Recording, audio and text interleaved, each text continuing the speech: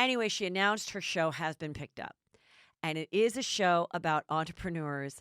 However, it sounds like it's going to be her version of The Apprentice. People are going to compete to be on her board of Skinny Girl. So it wasn't a perfect prediction. I'm not always perfect. Okay. Um, Sylvia Brown, a psychic I used to watch on Montel Williams, was wrong all the frickin' time. Okay. I'll never forget one time this woman was talking about how her fiance died, and she said, he drowned. He drowned. And she's like, no, he was a fireman in 9/11. And she goes, well, he drowned from the water trying to spray the water. I mean, it's not even funny. She was so off. Okay. Anyway, I'm not perfect. I'm not trying to make money as a psychic. I'm just saying these things come to me, and I was right. So, pretty right. And if so, if her, again, Bethany, if obviously listen to Juicy Scoop, you can take that other show idea if your current one of doing your own apprentice doesn't work. Now, let's get into The Bachelor. Um,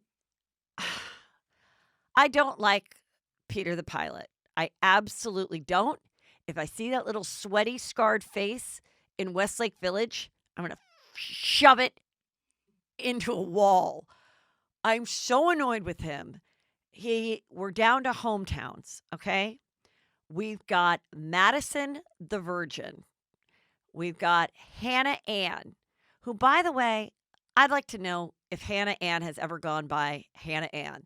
I think she just goes by Hannah, but because Hannah B was who he screwed 4 times in a windmill, and brought it up about 1,000,000,000 times, we have to call this front runner Hannah Ann. If I got on a show and all of a sudden they're like, Heather Ann,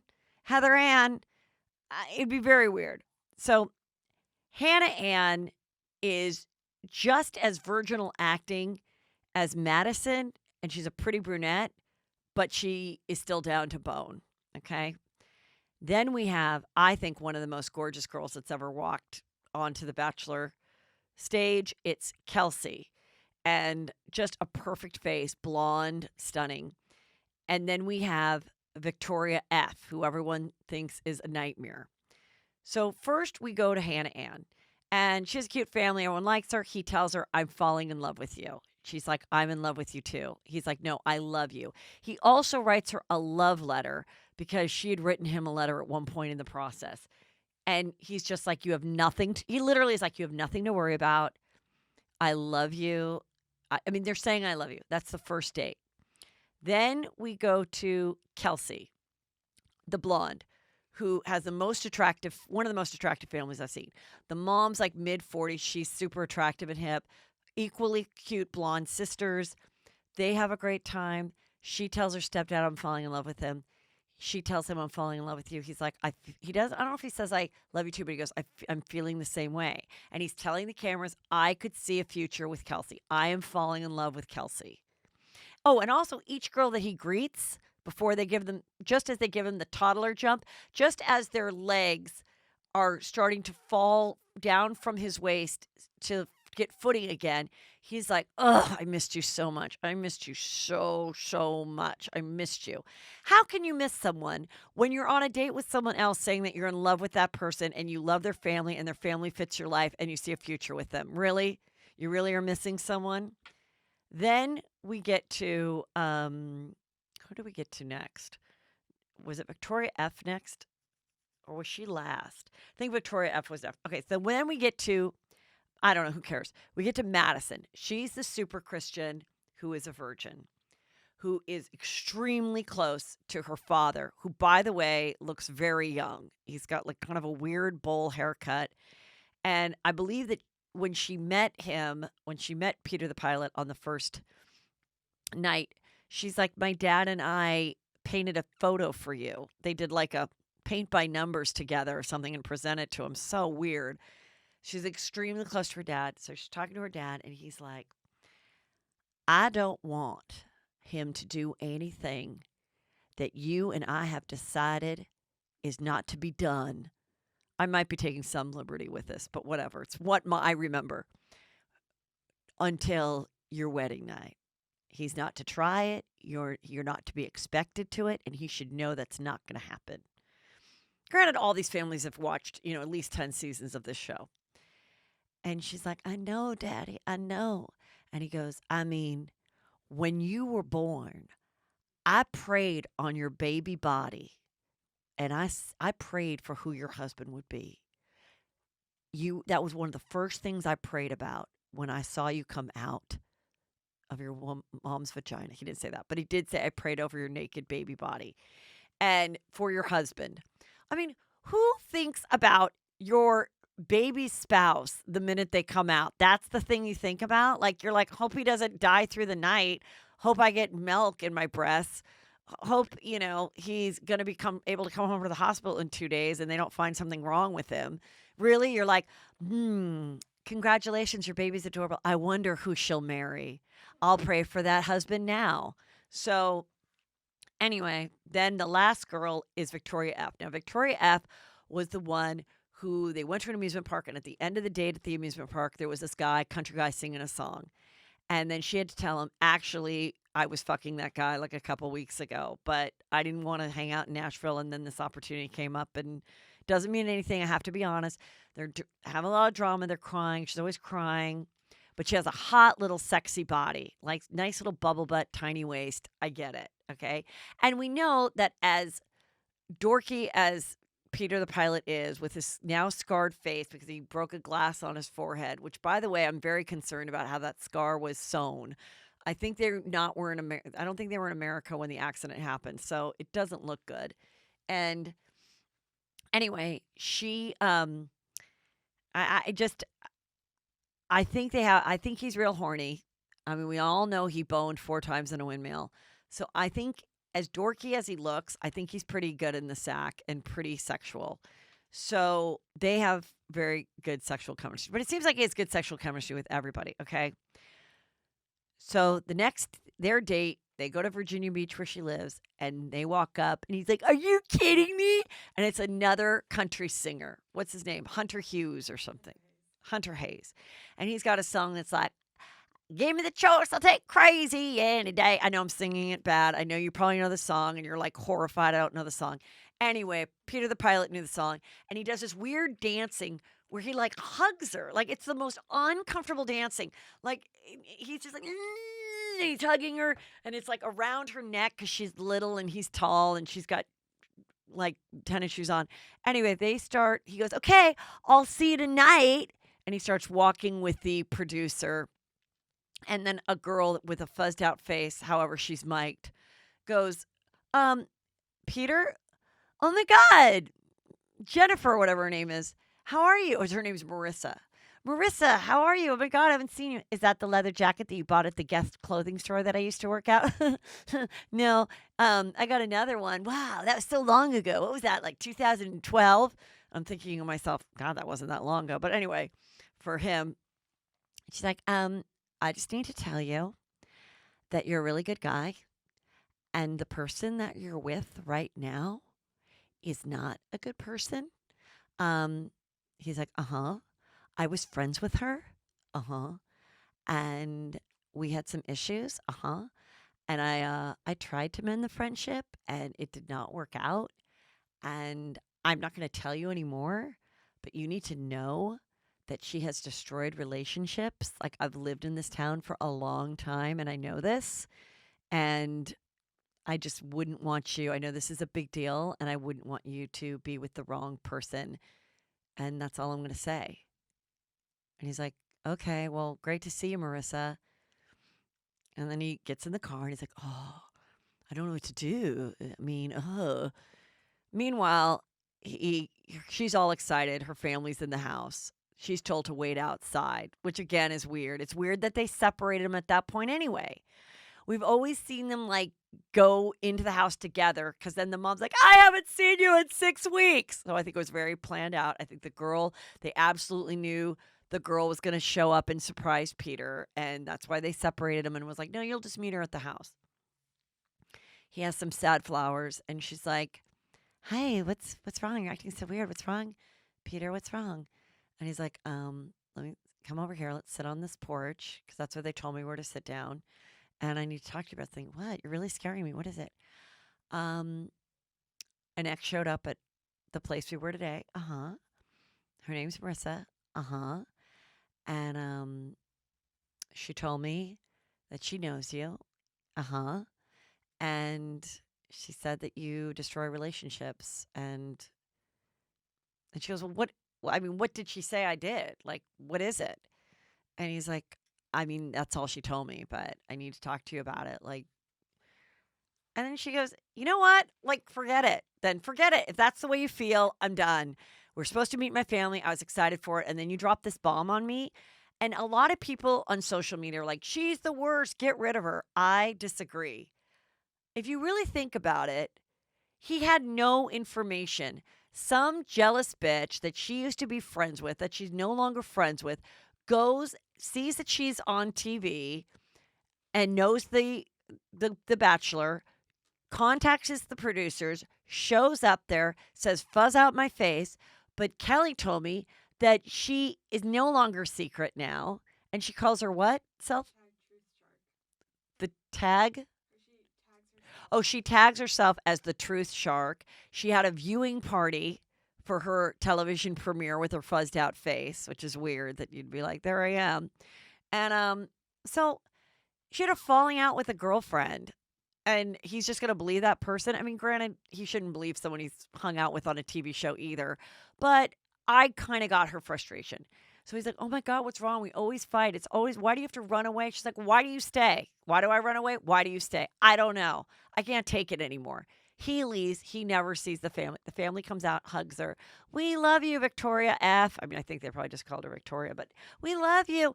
And then he's all upset. He's in a really sad, did not look like a nice place, but it did have a beach view.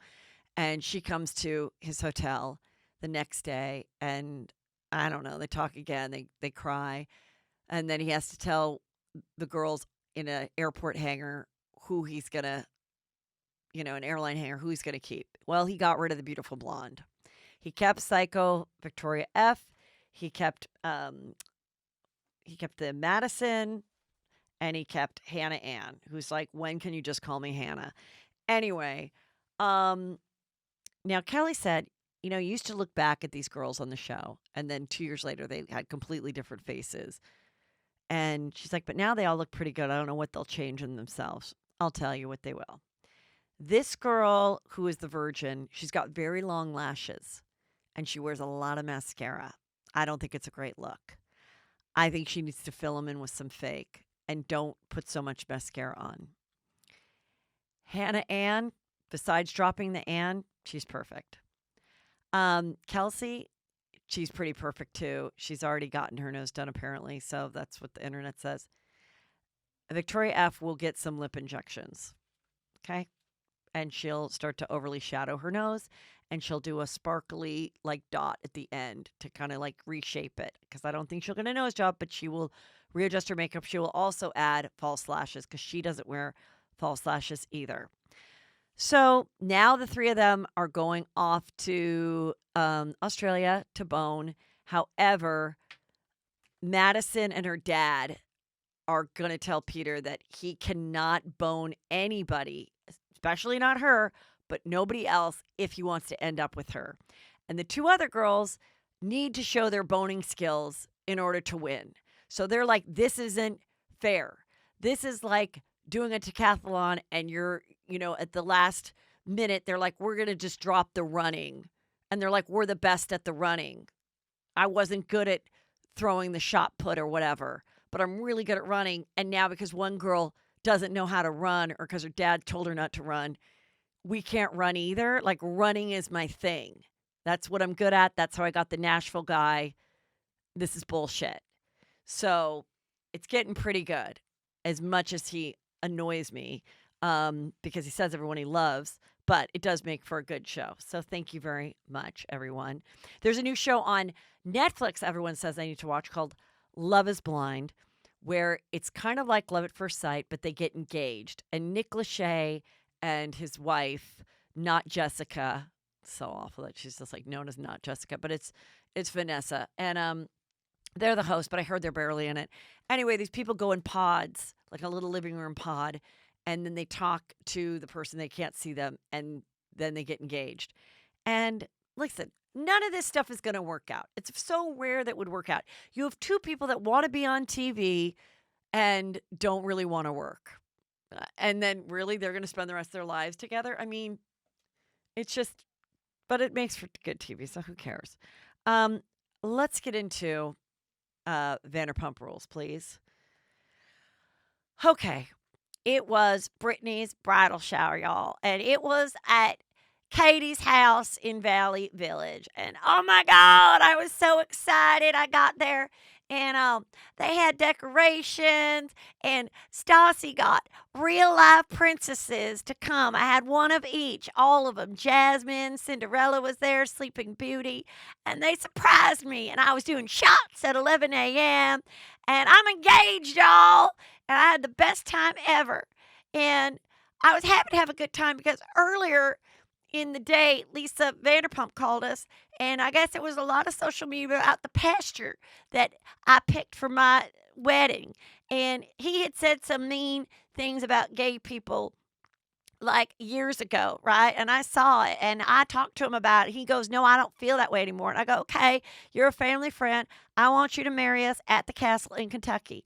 Well, there were, I guess, some other really mean things that he said about gay people. And Lisa Vanderpump called us, and Jax doesn't really care who we get to marry us. If he's not religious, he doesn't care. So he's like, we'll get rid of him. So I had to call the pastor. Actually, I texted him because it was a little awkward. I had some ma beer cheese paws, beer cheese, and I just texted him. He seemed real understanding and whatnot. And then we got Lance Bass, y'all. We got Lance Bass to marry us. And obviously, Lance Bass is a great choice. I don't know why they didn't first think of him. But Ariana, who is now out, she came on my show. She said she was bisexual. She identifies as a bisexual woman. They had just gotten through Pride, and she said she was bisexual. The new girl, Dana, she too is like, I just came out during Pride as bisexual. And Ariana's like, that's great. We're both bi. Bye, girl. Bye. But Ariana was like secretly inside, fuck. I mean, that was kind of my thing. Like, now someone's stealing my. No, just kidding. Anyway, so Lala is like, oh, we should, if the pastor is at the wedding, we should just go up to him and be like, hey, I'm Lala and this is Ariana. And one night I got wasted and decided to eat, what did she decided to munch on Ariana's cookie. And I was like, oh, you know what? Hilarious. Okay, so they're going to go to Peter's party. And Peter is, the long-haired, pirate-looking, he's gotten bigger all around. Muscles, few lbs, I don't know. And it's his birthday party. And it's nice that he's being featured all these years. And he goes to a party where you can, like, I don't know, hit baseballs, bats or something. So they're at the party, but he didn't want to invite James because James and Jax still aren't getting along. And since he's the best man, Peter, he wanted to respect Jax by not inviting him. But, he is pissed. DJ James Kennedy is pissed. And he is asking his girlfriend, Raquel. And she goes, well, I mean, I want to be friends with these people, but I mean, I don't know why it's so hard to be in a relationship with you, James, because it's like, I want you to be good. I don't want you to get so drunk at Pride or get angry with people, but I do find it stressful because if I wasn't there to make sure that you didn't get really drunk and angry at people because I kept my shift at Sir, then Sir would have been happy with me, but you would have gotten super drunk and angry. So instead I skipped out on Sir and I went and was with you at Tom Tom so you wouldn't drink too much and scream at people. But then Peter and Lisa Vanderpump were mad at me because I missed my shift. So anyway, it's Peter's birthday and they don't want you to come. Well, are you going to go? You're going to go without me then? You're just going to leave me with the dog? You're going to go because you want to go. No, I don't want to go. I'll go if you want me to go, but if you don't want me to go, I won't go. I won't do anything that you don't want me to do. Oh, really? Because it sounds like you want to go. You want to go to Peter's party. Is that what you want to do? Go go do it then. Just leave me here alone with the dog. Just do it. No, I don't want to go anymore. I don't. James, I don't want to go. I really don't. I don't. I just want to stay home with our baby dog and just listen to beats. So they get to the party, and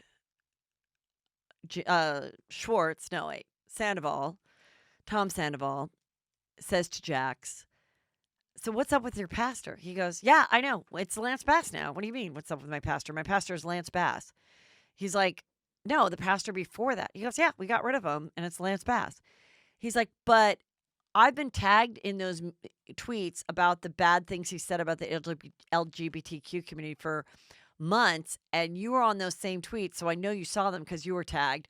Why did it take until now for Lisa Vanderpump to call you guys to finally get rid of the pastor? Why are you bringing this up? He's like, why are you bringing it up again? Like, we were associated with a guy who is against the LGBT community. Why don't you just hang me out on, this is what I'm talking now. Like, he's probably like, why don't you just hang me? Why don't you just crucify me to the cross? We got rid of him. We didn't think it through. Why are you bringing it up again on camera? Like, a kind of a dick move, because it certainly doesn't make us look good. I went along with what my wife wanted. It was a family friend. We didn't do our investigation, and we got rid of him. So thank you. Whatever. He brings it up. And, oh, wow. Well, now Brittany, I think she's been drinking all day, and she's really sad because she says, I just had today's supposed to be my bridal shower day. It's supposed to be better than my bachelorette party in Miami, and now it's rude. It's rude because I posted a picture on social media of what I thought was the most beautiful, beautiful bridal shower with the Disney princesses. And look what people wrote. What the fuck is this? How old are you? Why are you the princesses? This is lame. I just wanted a beautiful party with my girlfriends. And all the girlfriends are like gathering around her. And then she goes, so now Schwartz is bringing up my pastor again? My pastor is Lance Bass. My pastor is Lance Bass. I got rid of the meanie pot pastor, and I got a gay pastor. Leave me the fuck alone. Like, it's just unbelievable.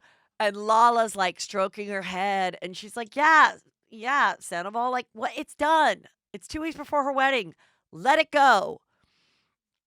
Anyway, I think Lance Bass is going to be in high demand to marry people. But you know who else could marry people? Me, Heather McDonald. Remember, I married Chris Frangiola. Have not been asked to do another wedding since. Weird. A little hurt by that. I have to tell you, I do fast forward through some of the new people scenes. Don't really care that much, but maybe they'll grow on me. I'll never stop watching the show, so we'll see. Shahs of Sunset, you guys. Whew. Let me get to this. I don't think I have a Shahs picture, do I? I hope you're all watching this on youtube.com/Heather McDonald. Oh, well, whatever. Let me get into Shahs. Then I'll get into something else. Now, you remember when I had MJ, the star of Shahs, on here, and she was, gave lots of juice, but she had to be very guarded because the season hasn't started to air. And people knew from social media that she and Reza, they're the two stars of the show, have not been talking.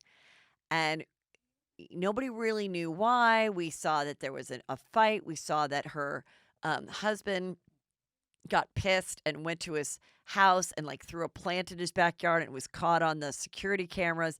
And then Reza filed charges against her husband for vandalism or something, or trespassing. Now we know what happened. So MJ, very pregnant with her baby, had this easy pregnancy, and then towards the end, it got very stressful. Oh, here we go. Wait, hold on. Okay, you want to pause? Wait. Just real quick. Wait, it didn't come up to accept. Send it to me again.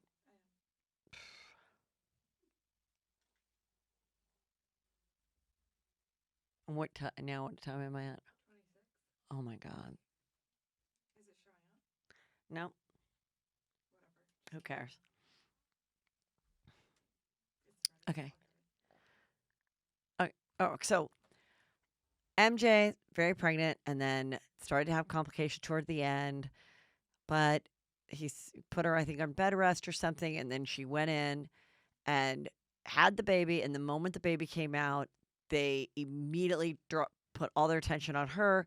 They had to do an emergency hysterectomy, I guess, and took out her uterus so she can never carry another baby. And she was in ICU for 3 days. It was very traumatic.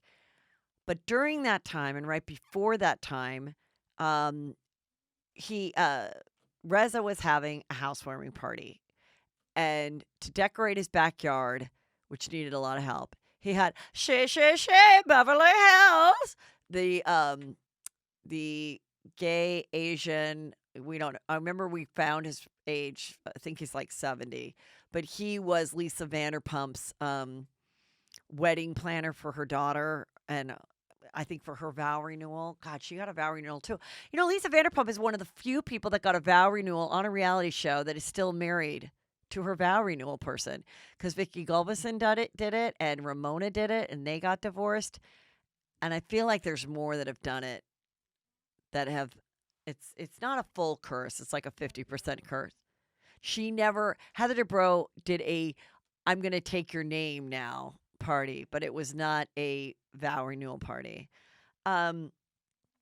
Anyway, he's having a housewarming party type of thing, and it comes out, Destiny, this girl, is like, I need to tell you, Reza, that Adam, your husband, has been sending inappropriate, sexually suggestive texts. I don't even think they're suggestive, and like dick pics and stuff to this guy, Ali, that's like kind of in their group, but he's not a cast member, but he's like me at the parties a few years ago. I used to go to a lot of reality show parties, and it was like, Where's Waldo? And you just like see me in the background. And that's kind of what this guy is. He's like becomes friends with them, so he gets invited to the party because they need people, but they're not going to ever make him like a cast member. Maybe they've slapped a mic on him once or twice, but probably not often. He's gay, and he was friends with them, and then at one point stopped being friends with Adam, and now he told Destiny that, Adam sexually harassed him and was constantly sending him sexual texts. So Reza is furious, and he's furious with Adam. And he's like, what are you talking about? And she's like, yeah, something about playing naked Jenga at the house when you're not here. And he's like, did you ask them to do it? Did this ever happen? He's like, no, it was just a joke. It was just a joke and a text. He's like, well, how dumb are you? So they go to some restaurant, and Reza is fuming. Now, Reza just got the news that MJ had her baby, and the baby is healthy, but she almost died, and she can't have any more children, and she's in ICU. He just got that information. We see him talk about it with Mike. He then goes to his lunch. He goes to his lunch. And he sees the guy, and the guy's like, okay, I'll just tell you, like, this has been going on for a while. He's been sexually harassing me. Let me show you the text. So he's looking at the text. He says, I'll print him out. And Reza's like, these are things that he sends to everybody. He sends these sexual kind of jokey things to Mike, to straight friends, to other gay guys we're friends with. And he goes, well, I see it as sexual harassment. And Reza just freaking loses it. He's like, what the fuck are you trying to say? That you're trying to say my husband sexually harassed you? You're using that fucking term. He gets up, like, throws water at him, physically pushes him. I'm like shocked that he got this crazy. The Destiny girl is crying. He goes out. He immediately calls MJ, who just came out of a coma. And she's like, hello? And he goes, MJ, it's Reza. I need to ask you, did you hear that Ali thought that Adam was sexually harassing him via text messages? And did you tell Destiny to tell me? Are you part of this? And she's like, okay, hold on. Full disclosure. Wait, my doctor just walked in. Hold on one second. And he's like, oh, forget it. And so he then writes a text to everybody. Destiny, the other guy, Nima, or whatever his name is. He's like new, and he has big new teeth and blue eyes. Writes everybody in the group. Anybody that remains friends with this guy, Ali, anymore is out. You won't be my friend anymore, which means I won't film with you, which means this little dumb job where you show up wearing gangster clothes and wigs at a Persian deli in Encino is done. We're done. So Destiny's shaking in her boots because she doesn't really have a storyline or any other kind of business. And Gigi is like, I think MJ was part of it. They call her Mercedes, but short for Mercedes, but I call her MJ. She's like, I think MJ was part of it. MJ's done me dirty many times. I think MJ planned this whole thing. And MJ then was on Watch What Happens Live. And she's like, no, I was literally in labor for like 24 hours before they had to do an emergency C-section. And then I was in the hospital in a coma for 3 days. No, I was not like, hey, by the way, while I'm laying here, hey, I have a great idea. Why don't you bring up those old sexual texts that Adam gave you and make it a storyline and bring it out on camera? I don't know. Half the people believe that she was involved, the others don't. But that is basically going to be the season. The demise of MJ and Reza's 20-year relationship. And I think it's going to then go back to her being so hurt that at the biggest time of her life, her best friend didn't visit her in the hospital. And the only time he called her, he accused her of starting some shit that, she's claiming she didn't. So that part gets pretty juicy. Oh, also, Mike, he is kind of the cute guy. He's gotten divorced because he cheated on his wife, and he's with a new girl now.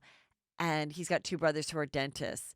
And he's like, let's buy this building in North Hollywood, and we're gonna put $10 million into it, or something like that, and make all these beautiful apartments, and I'll be the project manager on it. And he says it in front of his whole family in a filmed dinner in his backyard for Passover. And Reza goes, what? Are you kidding me? Mike, the biggest flake, the worst contractor ever. I don't know if he's a contractor. He's like, you were horrible. I tried to build this house with you. You were awful. You were the worst. You're going to put all your money and trust your brother to run this. I'm like, these people are vicious. That is so fucked. So even the parents were like, I don't even know if you can handle it. And the two dentist brothers are like, oh, fuck, I don't know what we do either. And then they go back and they show all of Mike's businesses that never went anywhere. He had a moving company called Royal Movers that didn't work out. He had a shoe company that they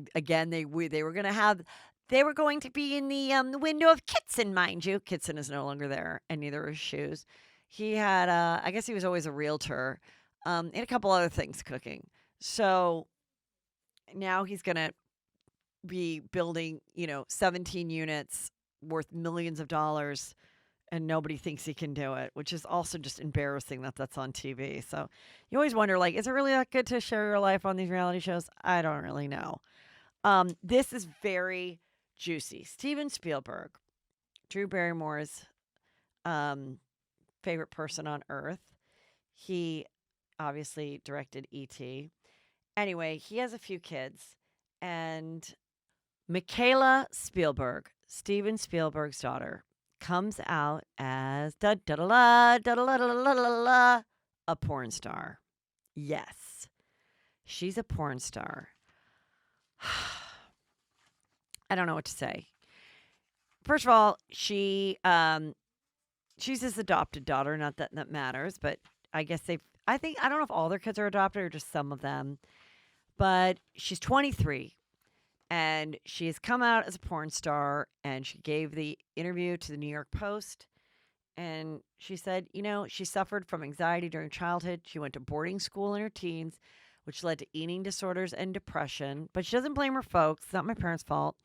She goes, I just got really tired of not being able to capitalize on my body, and frankly, I got really tired of being told to hate my body. So the self-proclaimed chunky pixie, I don't know what that means. She has Instagram. Her Instagram has 2,600 followers. No offense, that's not that much. As of Wednesday afternoon, which probably have more. She said, and I also got tired of working day to day in a way that just wasn't satisfying to my soul. I feel like doing this kind of work, I'm able to satisfy other people, but that feels good because it's not in a way that makes me feel violated. Oh, the original article was in The Sun, I guess. Michaela tells the outlet that she no longer wanted to be dependent on her parents or the state for that matter. Well, that's nice. It's an powerful, positive choice. She's going to be doing solo porn because she doesn't want to have sex on camera with anyone but herself out of respect for her 47-year-old fiance, Chuck Pankow. And she previously had videos posted to Pornhub under the stage name Sugarstar, but temporarily yanked them under her permit application until her permit application is approved by Tennessee's Sexually Oriented Business Licensing Board. So she's going to be like a full professional. And she claims her parents are intrigued by her new career path and hopes that they'll be proud of how she's bounced back from a drinking problem that almost took her life when she was 21. I actually think that once they see how far I've come from the bottom I was a year and a half ago, they're going to look at this and go, wow, we actually raised a really self-assured young lady. And then the photo they showed was her on all fours with a dog collar on. Her brother, Sawyer Spielberg, 27, just had his debut movie role in feverish horror movie Honeydew. The flick is set in New England, where strange cravings and hallucinations befall a young couple after seeking shelter in the home of an aging farmer and her peculiar son. Now, I don't know if that's a big movie or not, but here's the thing. Everyone gets really pissed about Hollywood nepotism. Well, maybe Spielberg didn't do enough nepotism. Maybe if he had thrown her into some actual TV and movie shows using his connections when she was 20, 21, 22, 23, then she wouldn't be forced to have to be a porn star. He probably was like, look, you got to get a job. Like, I'll supplement your income, but you got to work at the coffee house. You got to do something. And just because I'm your dad doesn't mean you don't have to work. And then she was like, working sucks. Why don't I just lay on my back and put on my webcam? Can you blame her? You know, Steven Spielberg is her father. And it just is kind of, it's remarkable, really. It's like, what do you do? And I don't know. It's kind of crazy with these kids, you know, that they're just so. It reminds me of when a really funny stand-up special, Richie. No wait, God, who did the frickin' Oscars? Ricky Gervais. He had a stand-up special, and he does not have kids, and he goes, "I don't want kids because I'm rich now."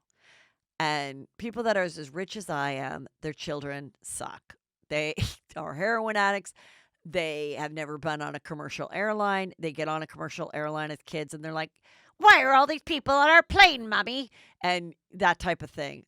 This girl was in boarding school. She didn't, I guess, you know, they probably thought they did the greatest thing by adopting this child and thought, you know, this is going to be amazing. We're giving her an opportunity. She is biracial. And they probably thought, you know what? Love is blind. We don't care. This is amazing. People, you know, they were kind of one of the first Hollywood couples to adopt children outside of their race. And it was, you know, like really great, a little taboo, but also celebrated. And this is what, you know, it's come to. And you can't tell me that someone is like, I don't know, proud about it. Maybe not. Maybe he doesn't care. Maybe he's like, you know what? It is your own thing.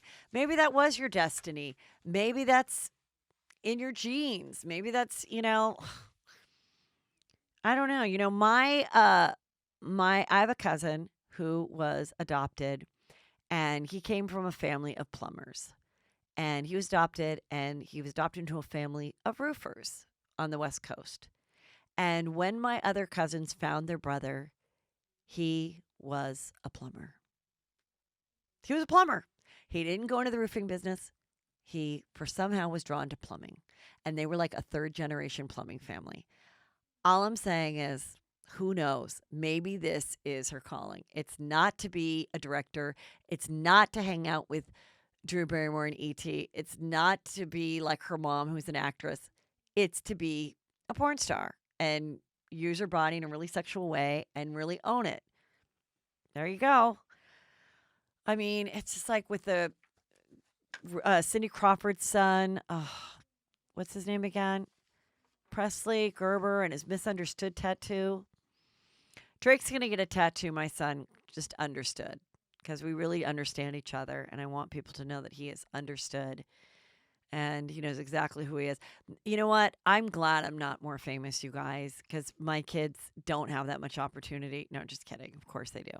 But I do think it's a hard thing when when you have that much. It's like Michael Douglas's son. His dad, was a huge director and movie star and Oscar winner, and then Michael Douglas was, obviously a huge star, and his son became a drug addict, did 7 years in prison. Now he's hopefully still clean and sober, wrote a book.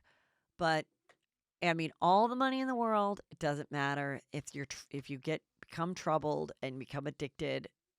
But I mean, I guess she was addicted to alcohol, but now she's not anymore.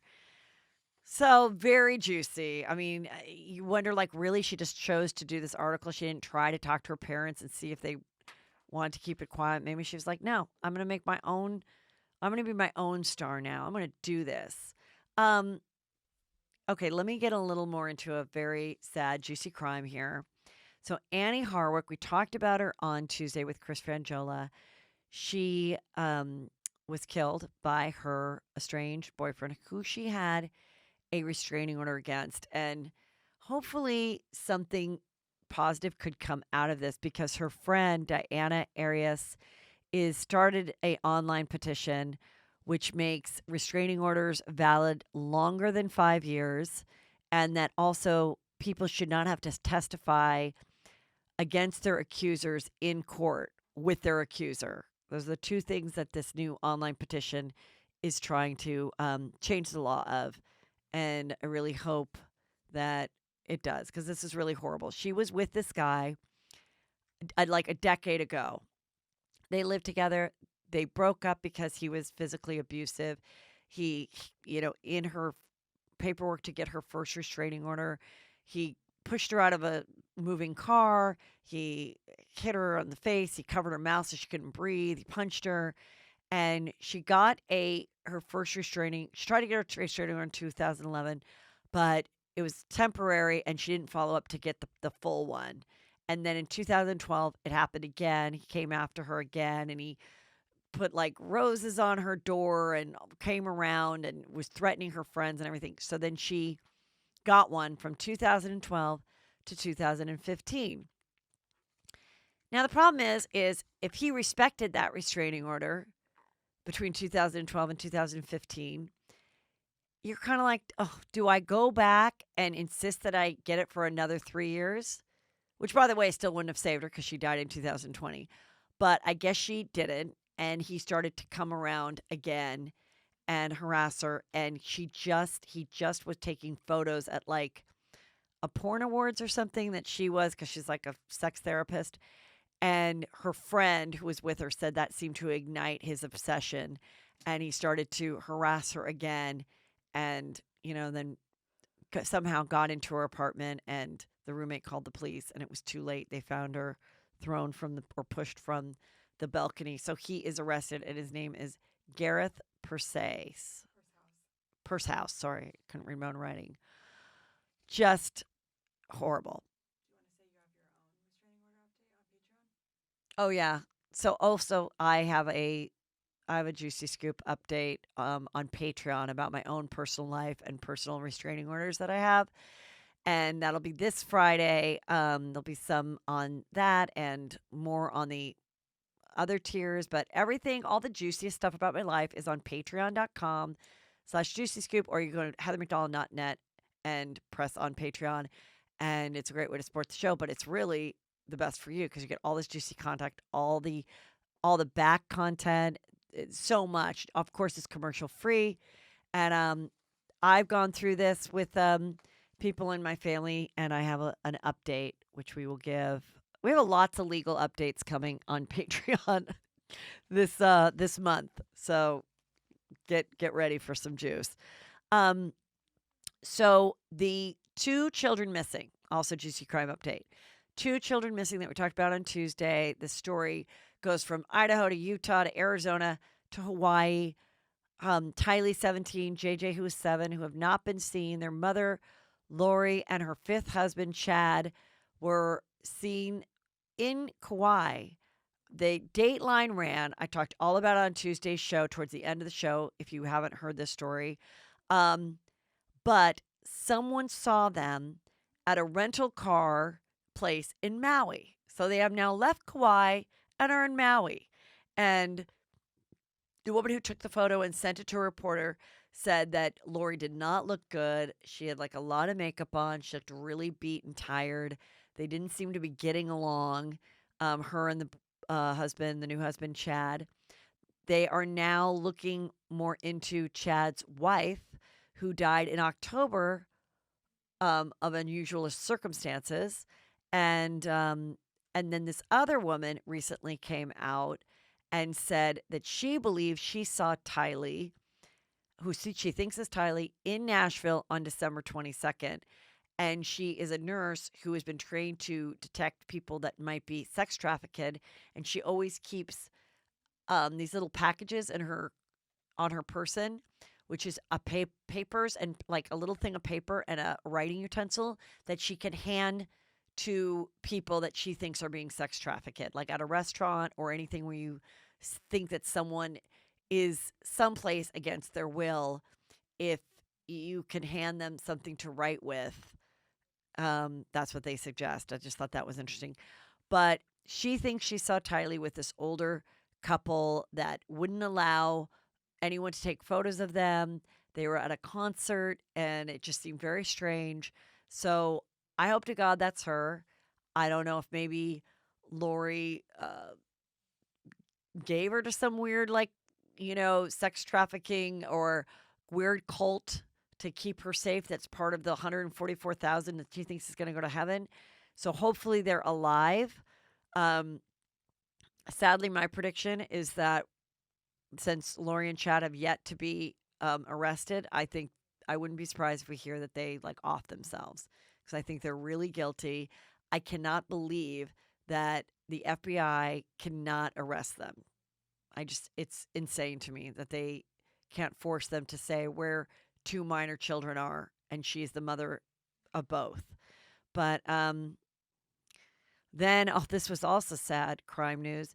Teddy Mellencamp owns a home that she was renting in LA, and Pop Smoke, who's like a new, um, kind of a newer rapper, these men just burst in, or I don't know if they were men, but they were masked people with guns, burst into the home and shot him dead. And that was her rental property, which is terrible. And she made known that it was her place and gave her condolences. But as a realtor, you have to disclose that if someone died, especially if it was a murder, you have to disclose that. And it can be very hard to obviously get someone to rent it or sell it after. And it's terrible. And it's, obviously it's terrible for the victim and his family and violent in the neighborhood and everybody else. But what an awful, awful thing. So let's get into Sister Wives, you guys. Oh my God. The whole season is, as you know, because I'm obsessed with it. I don't know why. I don't know why it brings so much comfort to me. Maybe because it's like I would never want to be one of these women. But I also find it kind of fabulous that they can gang up on Cody. Like, I mean, it's really nice to be in a marriage and then when you're annoyed with your husband, you have three other women who you're like, right? Is he so fucking annoying? And they're like, yeah, he is. So I don't know why anybody would want three wives or four wives in this case. And Robin broke down. She really started to cry because she felt guilty because she is the only wife. Mary had to divorce. Mary was number one. She had to divorce Cody so that he could take on a fourth wife, Robin, who had children who didn't have a father. The father was gone. And that way he could adopt her children, which I always thought was the most selfless thing of Mary, but I guess she didn't really have a choice. And she doesn't really seem to care. Like, I don't think Mary and Cody have boned in like 7 years. And her one daughter is grown. She's a lesbian. She's getting married to her girlfriend, which is nice that they totally embrace it. That part's nice. And they just announced they're getting married. And Christine wait, so then there's Christine is wife number 3, and she is like the most adamant. I do not want to live in this big house. The whole reason they left the 4 homes in the cul-de-sac in Vegas is because he wants everybody under one roof. And he's like, and this will be my house, but you'll all have your own little sections. And they're like, we don't want that. We like the way it was in Vegas because this way, since I am in the eyes of the United States, I'm a single woman. I at least own this piece of property. So if you die, I have something. Robin is the only one that would technically get it all. If we put all of our assets into one big house, how are we going to protect ourselves when you die? And Robin actually seems really sweet. She's like, I feel badly about it, but I don't know. And he is just with his man bun and wants to live in one big house. And it just continues. It's the entire episode, the entire season. Why they left Palm Springs, I don't know, but at least they got another season out of it. It's just insane. All right, let's get into 90 Day Fiance. We're almost done with the season. In fact, I think we are. Um, I was watching the reunion. I don't know if I finally got through the reunion. It's like 18 hours, but this was the juicy parts about it. Annie and Robert and Bryson, okay? Annie is the girl from Colombia. She fell in love with an Uber driver named Robert who has 5 kids from 4 different women, and he has custody of one because the mother of that child, Bryson, is nowhere to be found. Only her mother is, who is a porn star. Her name is Stephanie. She's gorgeous, and she loves being on the show. She's finally on legit TV, and she's like, I gotta like your wife. Bryson is our priority, and this and that. We saw it all season. She offered her money to go back to Colombia. She doesn't trust her, and the Colombian girl Annie is like, why would I talk to you, Stephanie? I don't even like talking to you at all. You're very asking me personal things. I don't, what you and your asshole get paid money. You're the one who will do anything for money. I won't. And so on the reunion, they have the grandparents on Skype, and they get into it, and the dad gets mad, the grandpa gets mad. I mean, they're young, they're like in their 40s. He turns off the screen, and the dad, Robert, goes, I'll tell you what really happened. And Annie's like, first of all, they're not hands-on grandparents. They're not coming around all the time and taking care of Bryson. And he goes, yeah, I had a house fire and needed to live someplace for 2 months. They didn't help me financially. They didn't offer to take Bryson. Luckily, I had relatives in Atlanta. So, no, when I really needed them, they weren't there. And then to try to ruin this relationship, clearly they just wanted to be on TV. All right, for the YouTube, I've got the photos now. Okay, so what else? I do believe that the beekeepers, I think that it's not just a language barrier. I'm sorry, but I think Marcel is maybe not the most intelligent person. I don't know what his IQ is, but I think if they tested him, we would find out there's something a little off about him. Sasha and Emily, he's the Russian. She treats him like he's a possession. She's like, I don't know what to do. Not a possession, but it's just kind of funny the way she said it. She's like, I got him a gym membership. I take him out to the mall. He's still not happy. I have to work all day. And then I want to come home and be with the baby. And he's like, you do crunches. You eat crap food. And the best was Juliana and her husband, Michael, because she got so emotional and she's so beautiful and so sweet. And she's best friends now with his ex-wife, Sarah, who I think Sarah revealed that they broke up because I think he started to make a lot of money, and I think he started to cheat or at least have emotional relationships. And he changed. He started to dress better. He parted his hair differently. She, on the other hand, looks exactly the same every day of the week, has for 20 years. Even on the reunion, she barely had concealer on. So Juliana and her are best friends. She's just happy. She's like, I don't want him. At least Juliana's nice and pretty, and we get to be on a TV show. And my kids are like the stars of the show, the little kids they featured. So Juliana's like, it was very hard because my family back in Brazil, I was so happy when I got my visa, and I said to them, look, I'm going to America. That's what I've always wanted. And they say the most terrible things to me. They say that I'm selfish. And she said something really profound that a lot of people don't get. She goes, "It's like if you say yes, yes, yes, and the one time you say no, they say fuck you." And isn't that the fucking truth? When you are the person who's giving to your family or friends and you're so happy that like you've come into something and you're like, "Oh my god, I'm going to take you with me. I'm going to help you." Or you see it with like, big athletes and rappers and music people that are so happy to have made it and they're like, "I'm going to share it with my homeboys, my friends." But really, do you have to share it for the rest of your life? Like, are these people ever going to get their own job? Are they ever? No, they just expect it. I mean, MC Hammer is the most classic story of all. He had this huge entourage. He built this ridiculous house that was way too big to ever have in Oakland. Nobody will, I mean, I think who knows who bought it. He could never sell it. He made it so big and to fit all of his entourage people and can't touch this. And his parachute pants, went broke. Um, so I thought that was part of like kind of interesting. And the other guy was like, "Yeah, you're right." And the other people just aren't that, they're not that into it. I'm very excited about the new season. There's a guy that is very short and doesn't have a neck. And he is fell in love with some beautiful Filipino girl. And that guy who I have a picture of is I'm extremely excited for. I posted him on my Instagram. I mean, I've never seen anything like this no neck person. It's just a star is born. Get ready. This is going to be real fun. I think he seems funny. Um, but this is the kind of things you can't turn away from.